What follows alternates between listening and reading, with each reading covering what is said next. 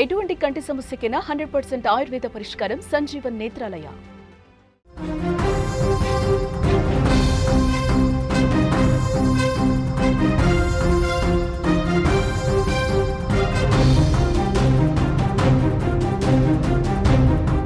క్షణిక సుఖాల కోసం చేసే తప్పటడుగులు కొంపలు కొల్లేరు చేస్తాయి, కొంపల్ని ముంచేస్తాయి, జీవితాల్ని మార్చేస్తాయి. చిన్న చిన్న సుఖం కోసం ఒక తప్పటడుగు తప్పు పని చేస్తే ఆ తప్పు పని మన జీవితంలో దిద్దుకోలేని తప్పుగా మారి ముప్పుగా మారి కుటుంబాల్ని నాశనం చేస్తాయి. ఈ మాట చెప్పడానికి నేను మీకు ఒక కథ చూపించబోతున్నాను. ఈ కథ కాకినాడ జిల్లా, ఆంధ్రప్రదేశ్లోని కాకినాడ జిల్లా సామర్లకోటలో వెలుగు చూసింది.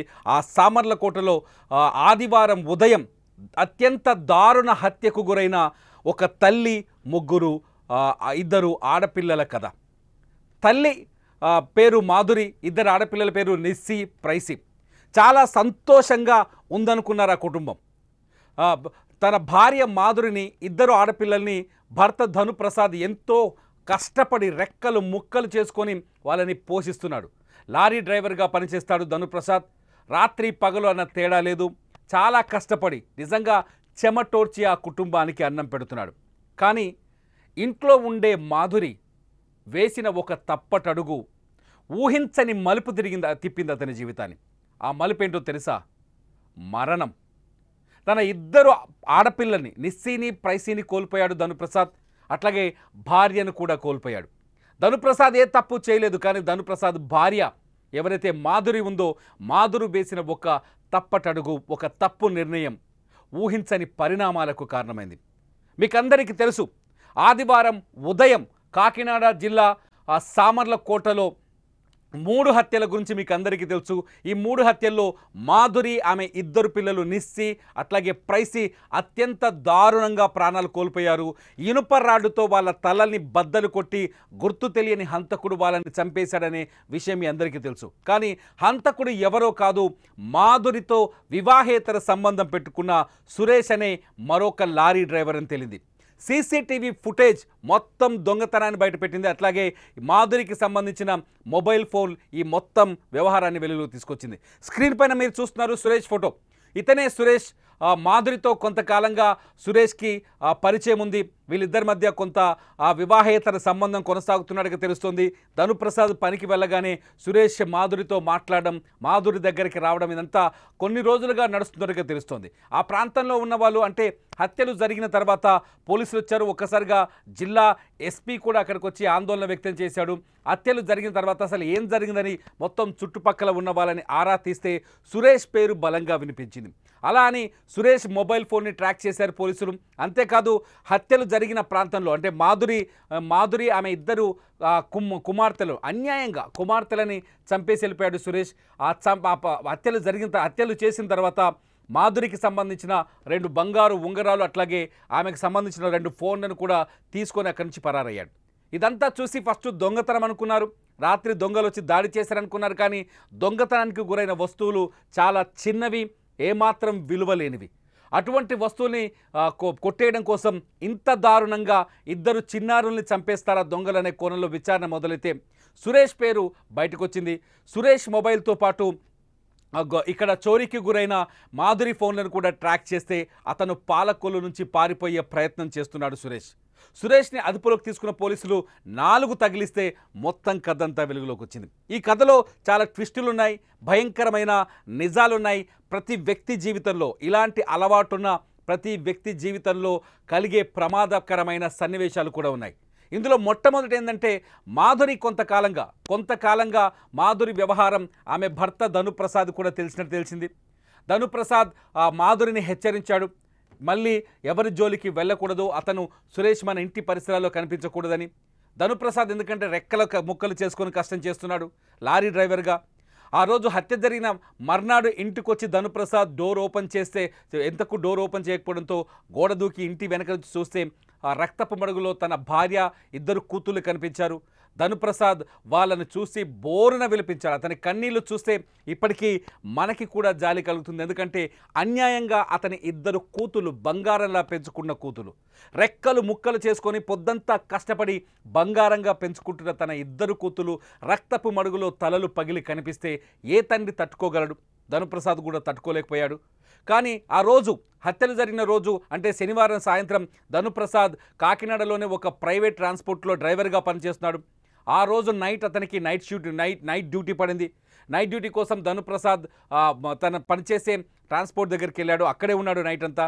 మొదట పోలీసులు కూడా అనుమానించారు, మర్డర్ చేసి భార్యని, ఇద్దరు పిల్లల్ని చంపింది ధనుప్రసాద్ అని అనుమానించారు. కానీ అతని డ్యూటీ చార్ట్ చూస్తే అతను ఆ ప్రాంతం నుంచి కదలకుండా తెల్లవారే వరకు అక్కడే ఉన్నట్టుగా తెలిసింది. ధనుప్రసాద్ ఇంటికి వస్తే కానీ ఈ హత్యల వ్యవహారం వెలుగు చూడలేదు. అసలు ఏం జరిగిందని పోలీసులు ఆరా తీస్తే మొబైల్ ఫోన్ల ద్వారా సురేష్ దొరికాడు. అంతేకాదు సురేష్ ఆ ఇంటికి వచ్చి వెళ్ళిపోతున్న సీసీ కెమెరా ఫుటేజ్ కూడా దొరికింది. మీరు స్క్రీన్లో చూడొచ్చు సురేష్ వెళ్తున్న సీసీ కెమెరా ఫుటేజ్. ఇతనే సురేష్. ఒక బాక్స్లో మీకు సురేష్ కనిపిస్తున్నాడు, ఇంకో బాక్స్లో సురేష్ నడుచుకుంటూ వెళ్తున్న వీడియో కనిపిస్తుంది. సురేష్ని అబ్జర్వ్ చేసిన వాళ్ళు, ఆ కాలనీలో తెలిసిన వాళ్ళు వెంటనే ఇతను సురేష్ అని గుర్తించారు. సురేష్ ఫోన్ ట్రాక్ చేశారు పోలీసులు. ఆ తర్వాత సురేష్ ఎత్తుకెళ్ళిన ఈ మాధురికి సంబంధించిన 2 ఫోన్లను కూడా ట్రాక్ చేశారు. ట్రాక్ చేస్తే సురేష్ పాలకొల్లులో దొరికాడు. తీసుకొచ్చి పోలీస్ స్టేషన్లో కూర్చోబెట్టి 4 తగిలిస్తే అసలు విషయం బయటకు ఎక్కాడు. అసలు ఏం చెప్పాడంటే, నాతో దూరంగా ఉంటున్న మాధురి, కొంతకాలంగా భర్త చెప్పిన తర్వాత మాధురి సురేష్కు దూరమైంది. నాతో దూరంగా ఉంటున్న మాధురి మరొకరితో మాట్లాడుతుంది, అది చూసి నేను భరించలేకపోయాను అని చెప్పుకొచ్చాడు. నిజానికి సురేష్దే తప్పుడు పని, సురేష్దే ఒక రకంగా చెప్పాలంటే ఎదవ పని. సురేషే ఒక మహిళను లొంగ తీసుకొని ఆమెతో వివాహేతర సంబంధం పెట్టుకున్నాడు. ఆ తర్వాత ఆ వివాహేతర సంబంధం పెట్టుకున్న మహిళను కూడా అనుమానించడం, వివాహేతర సంబంధంలో కూడా, అక్రమ సంబంధంలో కూడా అనుమానం ఏంటి? ఆ అనుమానంతో కొంతకాలంగా సురేష్ ఈమెను వెంటాడడం మొదలుపెట్టాడు. మాధురిని హెచ్చరించడం మొదలుపెట్టాడు. నేను హత్య చేస్తాను, చంపేస్తానని బెదిరించడం మొదలుపెట్టాడు. సురేష్ మాటలు విని, సురేష్ హెచ్చరికలను చూసి భయపడిపోయిన మాధురి కొంతకాలంగా అతనికి కంటపడకుండా తప్పించుకుని తిరిగే ప్రయత్నం చేసింది. దీంతో అంతేకాదు ఇంట్లో ఉన్నప్పటికీ కూడా, తన ఇంట్లో ఉన్నప్పటికీ కూడా మొదటి ద్వారానికి అంటే ఇంటి మెయిన్ డోర్కి లాక్ చేసుకొని ఇంటి వెనక డోర్ ఓపెన్ చేసుకొని ఇంట్లోనే ఉండేది. ఇంట్లోంచి బయటకు వచ్చేందుకు భయపడేది. పిల్లల్ని స్కూల్కి పంపించినా తీసుకొచ్చేందుకు భయపడేది. ఇలా సురేష్ని తప్పించుకుంటూ తిరుగుతూ ఉంది మాధురి. అయితే సురేష్ ఎప్పుడు అదును దొరుకుతుందా అని మాధురి కోసం వెతుకుతూ వచ్చాడు. ఆ రోజు శనివారం సాయంత్రం ధనుప్రసాద్కి నైట్ డ్యూటీ పడ్డ విషయం సురేష్కి కూడా తెలుసు. ఎందుకంటే సురేష్ కూడా లారీ డ్రైవరే. సురేష్కి అక్కడ వ్యవహారాలన్నీ తెలుసు. సో ధనుప్రసాద్ ఎట్లాగో నైట్ డ్యూటీకి వెళ్ళిపోతాడు కాబట్టి ఆ రోజు రాత్రి ఎట్లయినా మాధురిని కలవాలని, మాధురి పైన దాడి చేయాలని నిర్ణయించుకున్నాడు సురేష్. ఆ రోజు మాధురి భర్త ధనుప్రసాద్ డ్యూటీకి వెళ్ళగానే ఇంట్లోకి ఎంటర్ అయిన సురేష్ మాధురితో గొడవ పడ్డట్టు తెలుస్తోంది. ఆ తర్వాత మాధురిని వెంట తెచ్చుకున్న ఐరన్ రాడ్డుతో ఆమె తలపై బలంగా మోది హత్య చేశాడు. ఈ హత్యని అక్కడే ఉన్న పసిపిల్లలు కూడా చూశారు. అసలు ఆ పసిపిల్లల ఫోటోలు చూస్తే కన్నీళ్ళు వస్తున్నాయి. ఆ పసిపిల్లలు చూసేసరికి ఆ పసిపిల్లలు ఎలాగో మళ్ళీ సురేష్ కథ మొత్తం పోలీసులకు చెప్పేస్తారనుకున్నాడు. హత్య చేసేటప్పుడు హంతకుడు అవుతాడనే విషయాన్ని మర్చిపోయాడు సురేష్. ఆ పసిపిల్లలు ఖచ్చితంగా తన పేరు బయట పెడతారని ఆలోచించి అన్యాయంగా ఆ ఇద్దరు చిన్నారులను కూడా తలపైన అదే ఇనపరాడుతో మోది హత్య చేశాడు. 3 హత్యలు చేసిన తర్వాత ఈ హత్యల వ్యవహారం వెలుగులోకి వస్తుంది. మాధురితో తను గతంలో మాట్లాడిన ఫోన్లు కానీ, చేసిన చాట్లు కానీ బయటపడతాయి. ఈ భయంతో సురేష్ ఒక దొంగతనం డ్రామాను క్రియేట్ చేశాడు. ఏం చేశాడు? మాధురి చేతుకున్న 2 ఉంగరాల్ని లాక్కున్నాడు. ఆ తర్వాత ఆమె దగ్గరున్న 2 ఫోన్లని తీసుకున్నాడు. అక్కడి నుంచి పరారయ్యే ప్రయత్నం చేశాడు. మాధురి ఫోన్లలో ఇతని డేటా ఉంటుంది కాబట్టి ఆ డేటాని డిలీట్ చేయాలనుకున్నాడు, లేకపోతే ఆ ఫోన్లు కనపడకుండా చేయాలనుకున్నాడు. చాలా సింపుల్గా మర్డర్ చేసి ఈజీగా తప్పించుకుంటానని ఆలోచించాడు సురేష్. తన మనసులో ఉన్న కసిని, కోపాన్ని అన్యాయంగా మాధురి పిల్లలపైన కూడా చూపించాడు. తప్పు మాధురి చేసింది అనుకుందాం ఇక్కడ. ఎందుకంటే అతనికి లొంగిపోవడమో, అతనితో వివాహేతర సంబంధం పెట్టుకోవడం వల్ల మాధురి తప్పు చేసింది అనుకుందాం. కానీ మాధురి చేసిన తప్పుకి ఇప్పుడు ఆమె ఇద్దరు పిల్లలు కూడా శిక్ష అనుభవించారు. అది కూడా మరణ శిక్ష, అసహజ మరణ శిక్ష. బోల్డ్ అంత భవిష్యత్తు ఉంది ఆ ఇద్దరు చిన్నారులకి, బోల్డ్ అంత జీవితం ఉంది. ఆ ఇద్దరు చిన్నారులు అత్యంత దారుణంగా హత్యకు గురయ్యాడు. సురేష్ హత్య చేసి తప్పించుకుందామనే పిచ్చి ఆలోచనతో అన్యాయంగా ఇద్దరు చిన్నారులను చంపేశాడు. మర్డర్ జరిగినప్పుడు ఖచ్చితంగా నిందితుడు ఎక్కడున్నా ప్రస్తుత వ్యవస్థలో తప్పించుకోవడం కష్టం. అతని సీసీ కెమెరాలు వెంటాడుతాయి, అతని మొబైల్ ఫోన్ సిగ్నల్స్ వెంటాడుతాయి, అతను చేసిన చాట్లు, అతను మాట్లాడిన ఫోన్ కాల్స్ అన్ని టెక్నికల్ ఎవిడెన్స్ చాలా ఈజీగా దొరుకుతుంది. ఈ విషయాన్ని సురేష్ బుర్రకి అందలేదు. సురేష్ మనసులో కేవలం పగ మాత్రమే ఉంది. ఆ పగతో అన్యాయంగా మాధురిని చంపి మాధురితో పాటు అన్యం పుణ్యం ఎరగనే ఇద్దరు పిల్లల్ని కూడా చంపేశాడు. ఇది అన్యాయంగా హత్య చేసిన తర్వాత చాలా సింపుల్గా సురేష్ ఇంకొకటి కూడా అనుకున్నాడు, భర్త ఎట్లాగో నైట్ షిఫ్ట్లో ఉంటాడు కాబట్టి హత్యలు భర్త మీదకి టర్న్ అవుతాయని కూడా ఆలోచించాడు. కొంతసేపు పోలీసులు భర్తని అనుమానించడం, భర్తని విచారించడంతో సురేష్ అనుకున్నాడు, నేను తప్పించుకొని పారిపోతే సరిపోతుంది, కొంతకాలం భర్తనే జైల్లో వేస్తారు, మిస్టరీగా మారుతుంది మర్డర్ అనుకున్నాడు. కానీ టెక్నికల్ ఎవిడెన్స్ సురేష్ని పూర్తి స్థాయిలో రౌండప్ చేసింది, సురేష్ని పట్టించింది. చివరికి కలిగిన నష్టాన్ని ఒకసారి చూస్తే సురేష్ అనేవాడు జైలుకి వెళ్ళాడు అక్రమ సంబంధం వల్ల, తన జీవితాన్ని నాశనం చేసుకున్నాడు.